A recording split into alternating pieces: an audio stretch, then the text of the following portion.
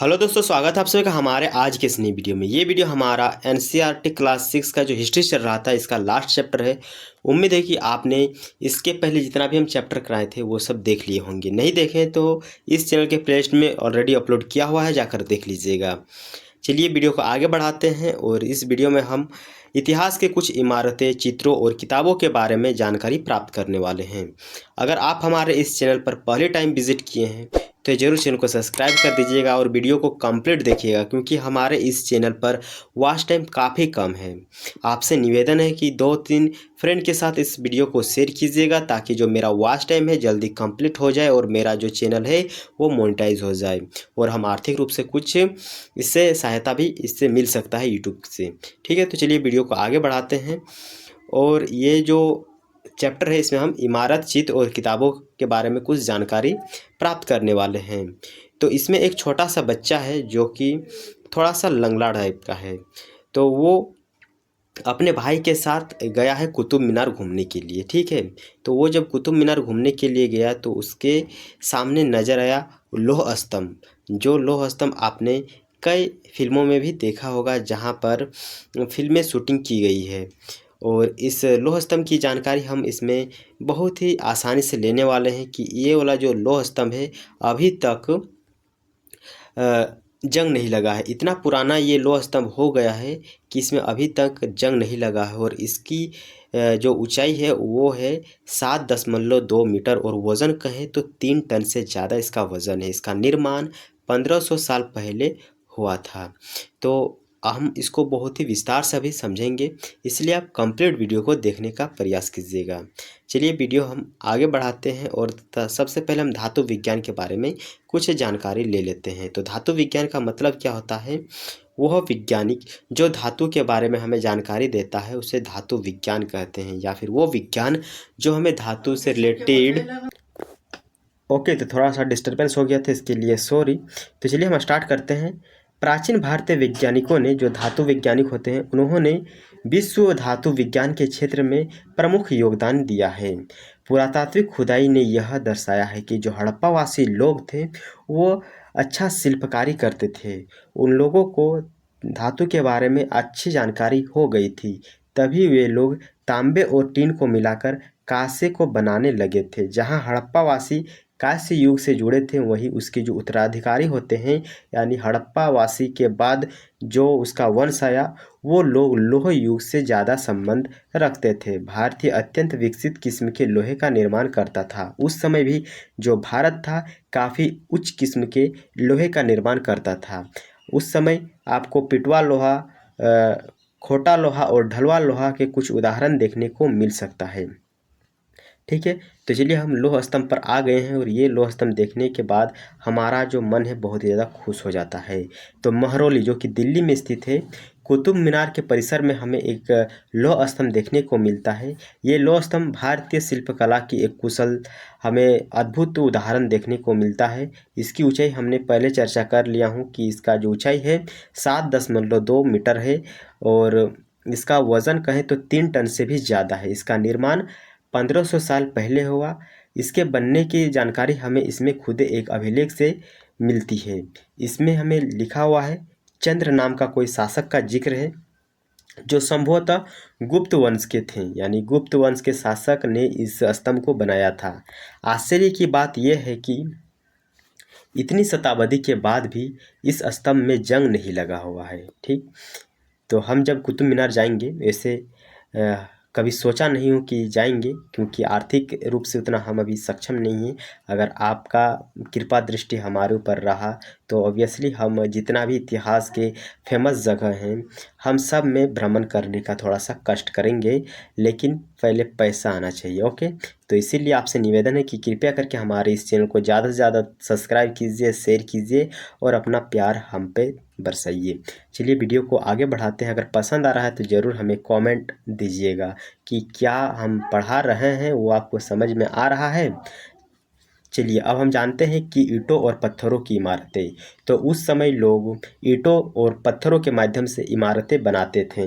हमारे शिल्पकला की कुशलता के नमूना हमें स्तूप जैसी कुछ इमारतों में देखने को मिलता है, वही स्तूप जिसमें बौद्ध भिक्षु लोग जाकर रहते थे। स्तूप का शाब्दिक अर्थ होता है टीला। हालांकि स्तूप विभिन्न आकार के होते थे।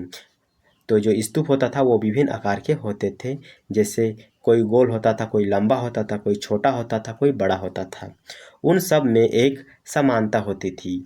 इतना जो स्तूप आपको देखने को मिल रहा है, छोटा बड़ा गोल लंबा, उनमें एक ही चीज़ हमें कॉमन देखने को मिलता था, वो था उसके अंदर रखा हुआ एक छोटा सा डिब्बा। ओके, इन डिब्बों में बुद्ध या फिर कहें कि उसके अनुयायियों के शरीर के कुछ अवशेष हमें देखने को मिलता है, जैसे दांत हो गया, दांत के बाद हड्डी, या फिर उसका जो जला हुआ राख होता था वो हमें उस बॉक्स में देखने को मिलता है, जो कि सभी स्तूपों में हमें मिलता था। उनके द्वारा जो उपयुक्त होने वाली चीज़ थी या फिर कहें कि कीमती पत्थर थे, सिक्के थे, वो भी उस बॉक्स में रखा हुआ मिलता था।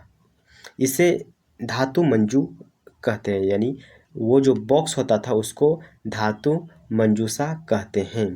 प्रारंभिक स्तूप धातु मंजूषा के ऊपर रखी मिट्टी का टीला होता था, यानी जो आरंभिक स्तूप होता था उसमें धातु मंजूषा जो होता था उसके ऊपर मिट्टी का एक टीला होता था।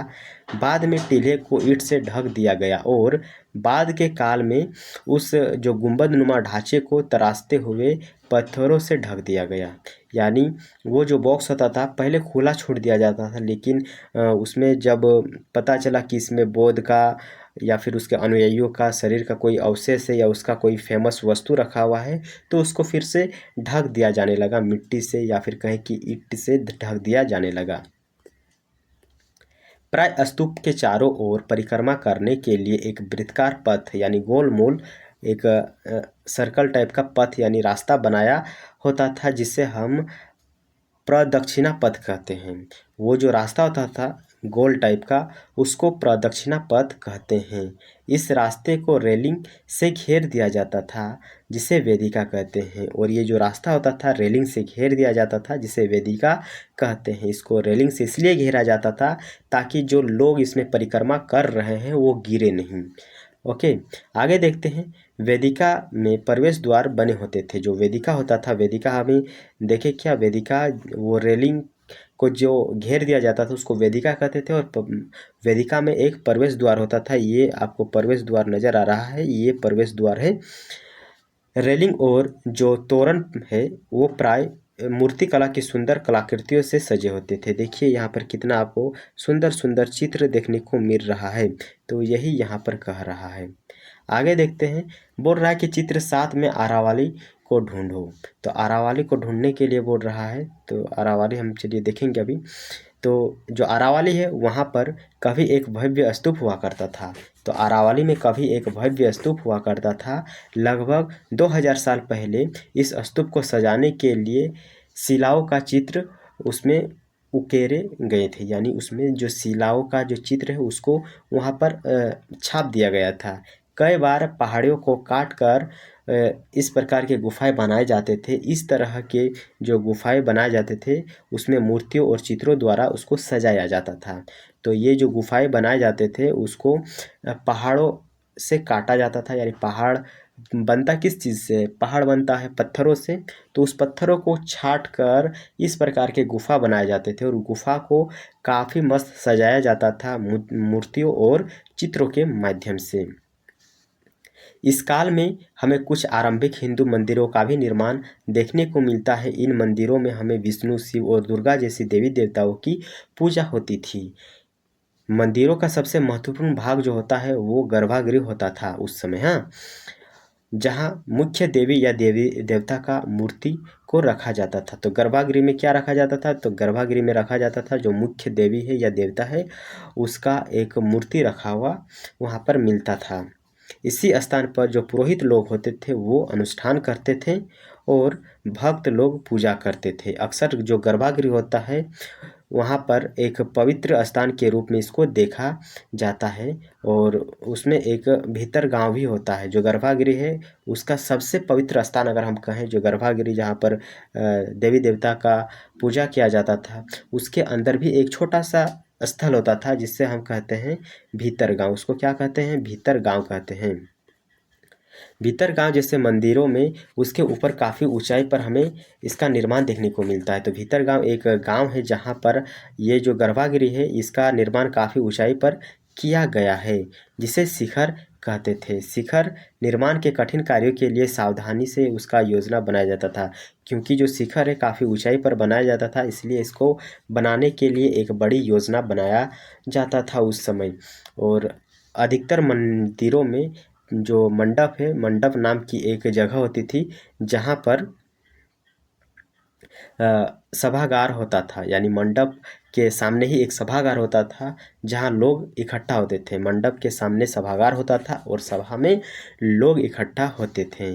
चित्र 7 में हमें देखने को मिलेगा जो महाबलीपुरम है और ऐहोल है उसको ढूंढने के लिए कह रहा है।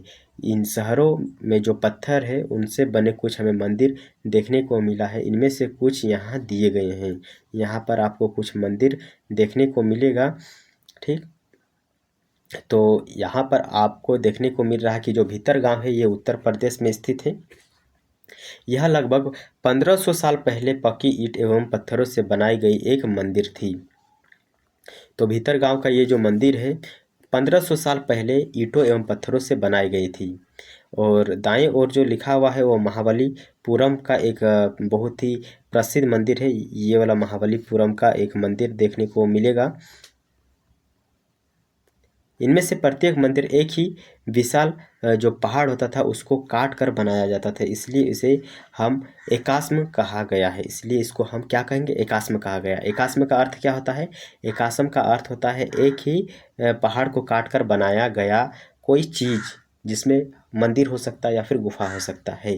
ईंटों से बनाए जाने वाले मंदिरों से यह बिल्कुल भिन्न होते थे, यानी ईंटों से जो मंदिर बनाए जाते थे उससे यह मंदिर काफ़ी भिन्न होता था। कौन सा मंदिर? एकाश्म मंदिर। ईंटों से बनी इन इमारतों के नीचे ईंटों की एक एक तहत जोड़कर उसके ऊपर इस प्रकार को लाद दिया जाता था, जबकि चट्टान तराश कर बनाए जाने वाले मंदिरों को पत्थर काटने वाले ऊपर से नीचे के क्रम में बनाते थे। यानी हम जो घर बनाते हैं वो छोटे छोटे ईंटों को रख कर घर को बनाते हैं, लेकिन जो उस समय लोग मंदिर बनाते थे तो क्या करते थे, एक बड़ा सा जो पत्थर है उसको ऊपर से वो छाटते छाटते आते थे और फाइनली एक मंदिर बन के रेडी हो जाता था। ओके, तो हम जो मंदिर अभी बना रहे हैं उसका बनाने का दृष्टिकोण नीचे से है, जबकि इतिहास में जो मंदिर बनते थे, गुफा बनते थे, उसका बनाने का जो दृष्टिकोण था नीचे से था, यानी उसको ऊपर से वो बनाना स्टार्ट करते थे।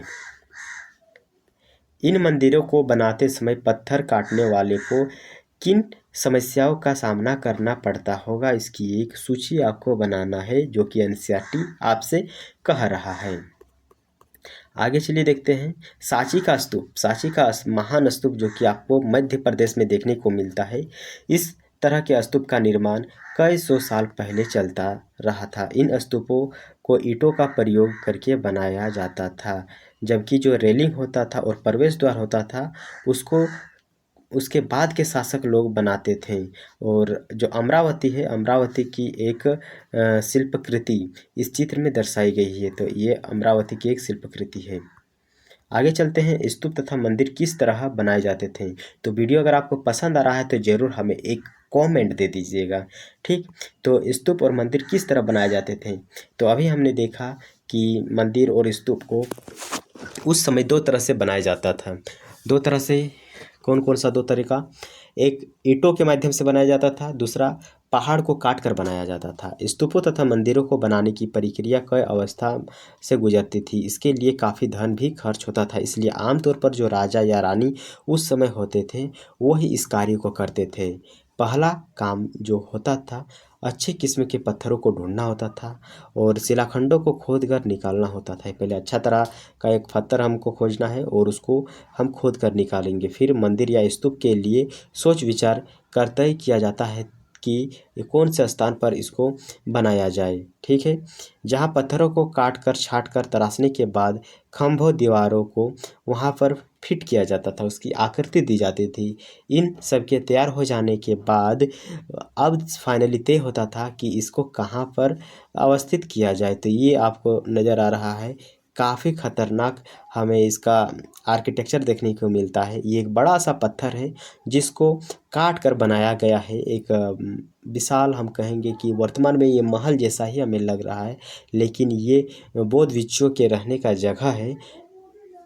ठीक है, आगे देखते हैं कि उड़ीसा का जैन मठ, यह एक पहाड़ को खोदकर इसे 2 मंजिली इमारत के रूप में बनाया गया है। तो ये बिहार में जैन मठ है जो कि 2 मंजिला आपको नज़र आ रहा है। 2 मंजिला ही, 1 मंजिला 2 मंजिला ही है। इसको पहाड़ों को काट कर बनाया गया है। कमरे के जो प्रवेश द्वार है उसको ध्यान से देखें। इसमें जैन भिक्षु रहते थे और उसमें ध्यान करते थे। ठीक है, इस तरह के शानदार ढांचों का निर्माण करने वाले जो शिल्पकारों होते थे उसको सारा खर्च संभवतः राजा रानी ही देते थे। जो इस प्रकार के रूम बनाते थे, मंदिर बनाते थे, उसको पैसा कौन देता था? राजा रानी देते थे। इसके अतिरिक्त इन स्तूपों या मंदिरों के आने वाले भक्त जो उपहार लाते थे उसमें इमारतों के सजावट में उसको खर्च कर दिया जाता था। यानी कोई लोग अगर उसमें घूमने जाता था, उसको दान देता था, तो जितना भी खर्च आता था, जितना भी उसको पैसा अनुदान में मिलता था, सब पैसा को वो इसी के सजावट में वो खर्च कर देते हैं। जैसे कि अभी हमारे गांव के या फिर शहर के जो मंदिर है वहाँ पर दान पेटी लगा हुआ रहता है। उस दान पेटी को वहीं पर मंदिर को प्रशासन को चलाने के लिए, उसको मैनेजमेंट करने के लिए उसको वही पैसा यूज़ कर लिया जाता है। ठीक, जैसे हाथी दांत का काम करने वाले श्रमिक के जो संघ होते थे, सांची के एक अलंकृत प्रवेश द्वार को बनाने का खर्च दिया गया था। इसकी सजावट के लिए पैसे देने वाले में व्यापारी, कृषक, माला बनाने वाले, इत्र बनाने वाले, लोहार, सोनार और कई स्त्री पुरुष भी शामिल थे। इसमें हमें नाम जो कि कौन कौन लोग इसमें दान देते हैं, एक दीवार में उसको लिख दिया जाता था ताकि लोगों को पता चले कि इसमें कौन कौन लोग दान दे रहे हैं। ये हमें वर्तमान में भी कई संस्थाओं में देखने को मिलता है, कई मंदिरों में देखने को मिलता है। तो ये एक अच्छा बात है कि जो लोग दान दे रहा है उसको याद रखने के लिए दीवार में खोद दिया जाता था, ताकि और भी लोग उससे थोड़ा सा उत्तेजित होकर या फिर कहें कि मोटिवेशन होकर अपना भी कुछ रुपए उसमें दान देते थे, ताकि वो मंदिर और भी अच्छा और खूबसूरत बन सकें। चित्रकला, तो मानचित्र 7 में अजंता को ढूंढो। यह वह जगह है जहां पहाड़ों के सैकड़ों सालों के दौरान कई गुफाएं खोदी गई। इनमें से ज़्यादातर बौद्ध भिक्षुओं के लिए बनाई गई थी और इनमें से कुछ को चित्रों द्वारा सजाया गया है, जहां इनके कुछ उदाहरण दिए गए हैं। गुफाओं के अंदर अंधेरा होने की वजह से अधिकांश जो चित्र हैं मसालों की रोशनी में बनाए गए थे। यानी उस समय आग की खोज तो हुई थी लेकिन बिजली का खोज नहीं हुआ था, तो लोग क्या करते थे? मसाल जलाते थे। मसाल का मतलब लकड़ी जो होता है उसके आगे आग जला देते थे और अपना जो रात का पूरा क्रियाकलाप होता था वो उसी रोशनी के माध्यम से करते थे। इन चित्रों के रंग 1500 साल बाद भी चमकदार अभी देखने को मिलेगा। ये रंग पौधे तथा खनिजों से बनाया जाता था। यानी उस समय का जो चित्र आपको देखने को मिल रहा है, कुछ यहाँ पर भी चित्र है। ये चित्र में जो कलर किया गया है पौधों के माध्यम से एवं खनिजों के माध्यम से की गई है। इन महान कृतियों को बनाने वाले जो कलाकार है वो अज्ञात है, पता नहीं कौन बना कर गया है, लेकिन अभी भी इसका जो खूबसूरती है देखने लायक है। अभी भी इसका कलर उड़ा नहीं है। अभी हम जब दी एशियन पेंट लगाएंगे जो कि सबसे नंबर 1 पेंट है, वो भी कुछ साल बाद फीका पड़ जाता है, लेकिन ये कलर अभी तक फीका नहीं पड़ा है, क्योंकि इसको नेचुरल कलर से बनाया गया है, खनिजों से बनाया गया है, पेड़ पौधों के माध्यम से बनाया गया है। ओके, आगे चलिए देखते हैं। आगे लिखा हुआ है पुस्तकों की दुनिया। पुस्तकों की दुनिया मतलब उस समय लोग इंटरनेट में तो कोई चीज़ छोड़ता नहीं होगा कि ये चीज़ हम अभी सर्च करके या फिर सेव करके रख देते हैं, आने वाले भविष्य को जानकारी कुछ मिलेगा। लेकिन उस समय क्या लोग क्या करता था, पुस्तकों में अपने कुछ कहानियों को लिखते थे, अपनी कुछ जानकारियों को लिखते थे, ताकि आने वाले जो युग है, आने वाला जो ज़माना है, लोग इसको जाने, इसके बारे में कुछ जानकारी प्राप्त करें। ठीक है, तो इसीलिए ये पुस्तकों की दुनिया दी गई है। इस युग में हमें कई प्रसिद्ध महाकाव्यों की रचना देखने को मिलती है। इन उत्कृष्ट रचनाओं में स्त्री पुरुष की जो वीर गाथाएं हैं, देवी देवताओं से जुड़ी गाथाएं हमें देखने को मिलती है। करीब 1800 साल पहले एक प्रसिद्ध तमिल महाकाव्य जिसका नाम है शिल्पम दिकारम, माने शिलपा दिकारम, नाम थोड़ा सा उटपटा है क्योंकि ये तमिल क्षेत्र का है, इसका उच्चारण कम ही लोग कर पाते हैं। तो जो ये महाकाव्य है जिसका नाम आप हमसे नहीं हो पाया, इसके लिए सॉरी, आप याद कर लीजिएगा। इसकी रचना इलांगो नामक एक कवि ने की। इसमें हमें जो कोलम है, एक कोलम नाम की एक व्यापारी की कहानी देखने को मिलता है। वह पुहार में रहता है, पुहार में वो लोग रहता था और जिसकी पत्नी, जिसका नाम था कनगी, जिसका नाम क्या था, कनगी था। कनगी की अपेक्षा कर वह उसके नर्तकी माधव से प्रेम करने लगा। बाद में वह और जो कनगी है पुहार छोड़कर मदुरै चले गए, जहाँ जो पांडे राजा है उसके दरबार के जौहरी ने जो कोलम है उस पर चोरी का आरोप लगा दिया, जिस पर राजा ने उसे प्राण दंड दे दिया। और जो कनगी है जो कभी भी उससे प्रेम करती थी, इस उपन्यास के कारण दुख और रोष से भर गई। इसने मदुरै का शहर का विनाश कर डाला। ओके, तो ये था कुछ कहानी जो कि इसके बारे में अगर आप और भी कुछ पढ़ना चाहते हैं तो यहाँ आपको मिल जाएगा, आप पढ़ लीजिएगा, हमारे एग्ज़ाम के लिए इम्पोर्टेंट नहीं है। एक और तमिल महाकाव्य हमें देखने को मिलता है जिसका नाम है मणिमेखलाई, को करीब 1400 साल पहले सतनार द्वारा लिखी गई थी। तो मणिमेखलाई का लेखक कौन है? सतनार द्वारा उसको लिखा गया था। इसमें कोलन और माधवी की बेटी की कहानी हमें देखने को मिलता है। ये रचनाएं कई सदी पहले की है और इसकी जो पांडुलिपि दोबारा लगभग कई साल पहले मिली है। ओके तो ये जो कहानी है आपसे एग्ज़ाम में कभी भी ये नहीं पूछेगा, सिर्फ हम पढ़ रहे हैं ताकि ये जो चैप्टर है इसके बारे में हमें कुछ जानकारी मिले, कैसे हम इतिहास के कुछ जानकारी को प्राप्त करते हैं पत्थरों के माध्यम से, चित्रों के माध्यम से, किताबों के माध्यम से। एक इम्पोर्टेंट जो कि है कालिदास, एक इम्पोर्टेंट है कालिदास, इसके बारे में हम अध्याय 9 में पढ़े हैं। अगर आप नहीं पढ़े हैं तो ज़रूर हमारे चैनल के अंदर घुस कर जो प्लेलिस्ट है उसको एक बार देखिए, बहुत ही मज़ा आने वाला है। ठीक है, पुरानी कहानियों का संकलन और संरक्षण। जो पुरानी कहानी है उसका संकलन करना चाहिए या नहीं करना चाहिए, उसका संरक्षण या फिर उसको हम सुरक्षित रखें या ना रखें, इसका जवाब आप ही दीजिए कि इतिहास का अगर कोई कहानी है तो उसको हम बचा कर रखें कि नहीं। तो ऑब्वियसली आपका आंसर होगा उसको हम बचा कर रखेंगे, क्योंकि आने वाले भविष्य को इतिहास के बारे में जानकारी उन्हीं कहानियों के माध्यम से होगा। तो हिंदू धर्म से जुड़े कई कहानियाँ जो बहुत पहले प्रचलन में थी, इसी काल में लिखी गई। ठीक, इनमें से सबसे प्राचीन आपको याद होगा तो महाभारत रामायण है। तो इसके बारे में इस चैप्टर में दिया हुआ है, थोड़ा सा सब्र रखिए। इसमें पुराण भी शामिल है। तो सबसे पुराण का आखिर अर्थ क्या होता है चलिए जानते हैं। पुराण का शाब्दिक अर्थ होता है प्राचीन। पुराण का शाब्दिक अर्थ क्या होता है? प्राचीन। पुराणों में विष्णु, शिव, दुर्गा और पार्वती जैसी देवी देवताओं से जुड़ी कहानियाँ देखने को मिलता है। यहाँ पर मेघदूत का एक श्लोक दिया गया है। यहाँ सबसे प्रसिद्ध जो रचना है मेघदूत का, उसका एक अंश के बारे में कुछ कहानी दी गई है जो कि हमारे एग्ज़ाम के लिए इम्पोर्टेंट नहीं है। तो हम जानते हैं कि इसमें इन देवी देवताओं की पूजा की विधि के बारे में कुछ जानकारी, जैसे कि हम रामायण भी पढ़ते हैं तो उसमें देवी देवताओं का कैसे पूजा किया जाता था, उसका कैसे ध्यान किया जाता था, इन सब चीज़ों की जानकारी हमें मिलती है। इसके अतिरिक्त इसमें संसार की सृष्टि और राजाओं के बारे में भी हमें कुछ कहानी देखने को मिलता है। अधिकतर पुराण सरल सांस्कृतिक श्लोकों में लिखी गई है जिससे सब इन्हें सुनकर और समझ सकें। ठीक है, तो संस्कृति में इन सब को इसलिए लिखा जाता था ताकि मैक्सिमम लोग इसको सुन सके, इसको समझ सके। पुराणों का पाठ पुजारी मंदिरों में किया करते थे जिससे लोग सुनने आते थे।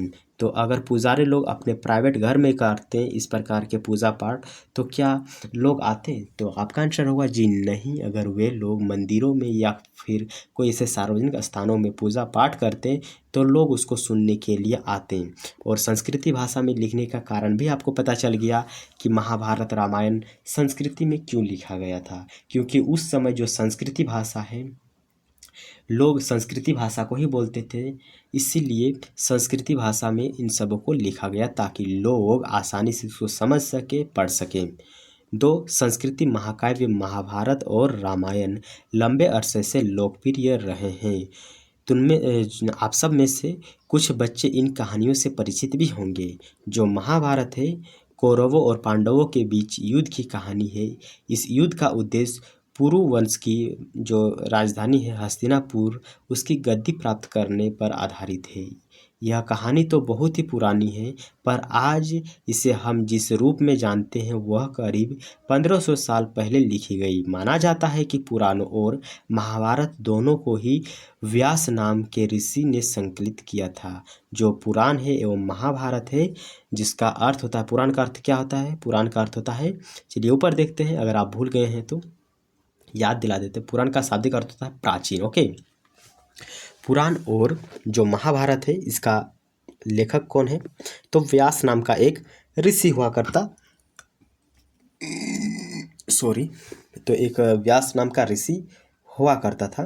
डकार आ गया था मेरा, क्योंकि अभी हम खाकर आपके सामने वीडियो लेकर आ गए हैं, वीडियो बना रहे हैं। और अगर आप ज़्यादा से ज़्यादा हमारे इस चैनल को शेयर कीजिएगा, लाइक कीजिएगा और सब्सक्राइब कीजिएगा, तो हम डिजिटल बोर्ड के सामने आपको पढ़ाने आएंगे। तो डिजिटल बोर्ड में हम पढ़ाएंगे तो और भी आपसे ज़्यादा इंटरेक्शन होगा और बहुत ही अच्छा लगेगा पढ़ाने में। वैसे तो हम अभी इस रूम में अकेले हैं, पढ़ाने का मन कर रहा है, लेकिन अगर थोड़ा सा आप सब से इंटरेक्शन होता, अगर आप चैटिंग के माध्यम से हमें कुछ बताने का कष्ट कीजिएगा करते हैं जब हम ऑनलाइन आते, तो थोड़ा सा और भी हमें प्रेरणा मिलता अंदर से पढ़ाने का। ठीक है, तो अभी हम धीरे धीरे सीख रहे हैं कि कैसे करके आप लोगों से ज़्यादा से ज़्यादा फ्रेंडली वे में हम पढ़ाएँ। और अभी हम मतलब सीख ही रहे हैं, समझिए। तो आप ज़रूर हमें कमेंट करके बताइएगा कि हम कैसे पढ़ा रहे हैं। तो हमने अभी क्या जाना कि जो पुराण है और महाभारत है इसका लेखक कौन है? व्यास नाम का एक ऋषि हुआ करता था। जो भारत है उसको भगवत गीता भी कहते हैं। जो महाभारत है उसको क्या नाम से अन्य पुकारा जाता है? महाभारत को भगवत गीता के नाम से भी पुकारा जाता है। जो रामायण की गाथा है कौशल के जो राजकुमार है राम के बारे में बताता है। इसके पिता ने उन्हें वनवास दे दिया था। वन में उसकी पत्नी सीता का लंका ने हरण कर दिया। लंका मतलब रावण ने हरण कर, लंका के जो राजा है रावण, उसने हरण कर लिया था और सीता को वापस लाने के लिए राम ने लड़ाई लड़नी पड़ी थी रावण के खिलाफ। वे विजय होकर कौशल की राजधानी अयोध्या लौटे। यानी जो राम था वो कहाँ का राजा था? कौशल का राजा था। महाभारत की तरह ही जो रामायण है वो भी एक प्रसिद्ध कहानी है। इसके बाद में लिखित रूप से गया, यानी इसको बाद में लिखित रूप दिया गया। यानी ये एक कहानी हुआ करता था महाभारत रामायण, सॉरी ओनली रामायण केवल कहानी हुआ करता था, बाद में इसको लिखा गया। जो संस्कृति रामायण के लेखक है वो वाल्मीकि माने जाते हैं। यानी संस्कृति में रामायण को लिखने का काम वाल्मीकि ने किया, वहीं जो महाभारत है इसको व्यास ने लिखा था। साथ ही साथ पुराण का भी लेखक व्यास ही थे।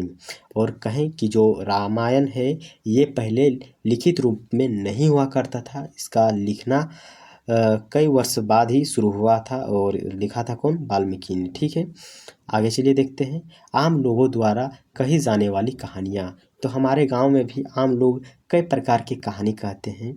तो चलिए जानते हैं कि आम लोग भी कहानी कहते थे, कविताओं और गीतों की रचना करते थे, गाना गाते थे, नाचते थे, नाटक को खेलते थे। इनमें से कुछ तो उस समय के आसपास जातक और पंचतंत्र की कहानियों के रूप में लिखित सुरक्षित कर दिए गए हैं। जातक कथाएं तो अक्सर स्तूपों के रेलिंगों एवं अजंता के चित्रों में दर्शाए गए हैं। तो जो रेलिंग है और अजंता के चित्र है वहाँ पर भी हमें कई जातक कथाएं देखने को मिलता है। जातक कथा के बारे में यह क्या होता है ये हम जानने का भी कष्ट करेंगे। चलिए फिलहाल आगे बढ़ते हैं। इनमें से एक कहानी हमको इस पृष्ठ में दी गई है, तो हो सके तो आप इसको पढ़ लीजिएगा, उतना इम्पोर्टेंट नहीं है। बंदर राजा की कहानी। हमारा टाइम वेस्ट करने का मकसद ज़रा सा भी नहीं है, हम वही पढ़ेंगे जो आपके एग्ज़ाम में आएगा। जैसे कि हमने पढ़ा कि महाभारत जो है वो लिखित रूप में हुआ करता था, जिसका लेखक व्यास थे, लेकिन रामायण है वो लिखित रूप में नहीं था, उसको बाद में संस्कृति भाषा में वाल्मीकि ने लिखा। तो ये जो चीज़ है आपके एग्ज़ाम के लिए इम्पोर्टेंट है, इसीलिए मैं इसको थोड़ा सा बल दे के फोर्स करके याद करा रहा हूँ, बार बार आपसे इसी चीज़ को याद करा रहा हूँ ताकि एग्ज़ाम में आपको प्रॉब्लम ना हो। विज्ञान की पुस्तक, विज्ञान की पुस्तक, चलिए जानते हैं विज्ञान की पुस्तक। तो इसी समय जो गणितज्ञ एवं खगोलीय शास्त्र आर्यभट्ट है, उन्होंने संस्कृति में आर्यभट्टयम नामक पुस्तक लिखी। तो आर्यभट्टयम जो नामक पुस्तक है आर्यभट्ट द्वारा लिखा गया था, और आर्यभट्ट जो है वो एक खगोलीय शास्त्र एवं गणितज्ञ थे। उनमें से इसमें उन्होंने लिखा कि दिन और रात पृथ्वी की अपनी धुरी पर चक्कर काटने की वजह से होता है। जो दिन है और रात है पृथ्वी का अपनी धुरी पर चक्कर लगाने की वजह से होता है, जबकि लगता है कि रोज़ जो सूर्य निकलता है और डूबता है। ऑब्वियसली हमारे गांव के लोग वही कहते हैं कि जो सूर्य है रोज़ उगता है और डूबता है, लेकिन हम उनको बताते हैं कि जी नहीं, जो पृथ्वी है वही घूमता है, सूर्य अपनी जगह पर स्थिर रहता है। ओके, चलिए जानते हैं आगे।